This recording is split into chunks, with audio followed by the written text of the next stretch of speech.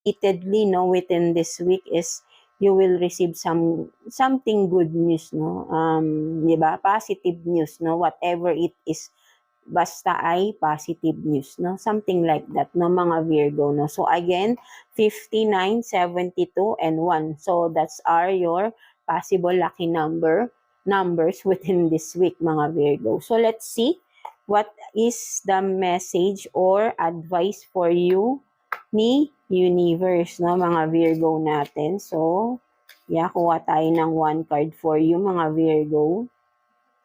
1 card for Virgo. So what is this? The 10/90 ratio, 'di ba?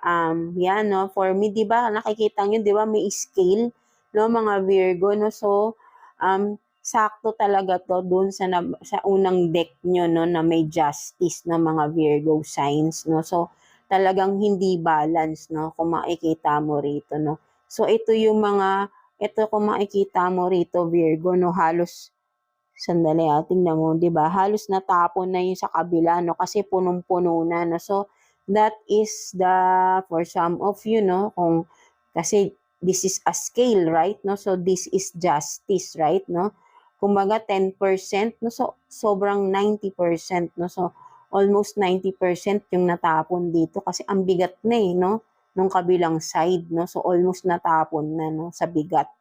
So yan, no, sobrang bigat, no. For some of you ay medyo mabigat yung pinagdadaanan talaga na yun sabihin natin karma, right, no? So yan, no, for some of you Virgo, no. So I know how hard and I know how painful it is for you right now, no, for some of you Virgo na having this karma, no, justice, no, justice is serving, no, for some of you, no. So wala tayong dapat sisihin dito kundi sarili natin, no, mga Virgo, right? Kailangan nating i-accept yung mga pagkakamaling nagagawa natin, right?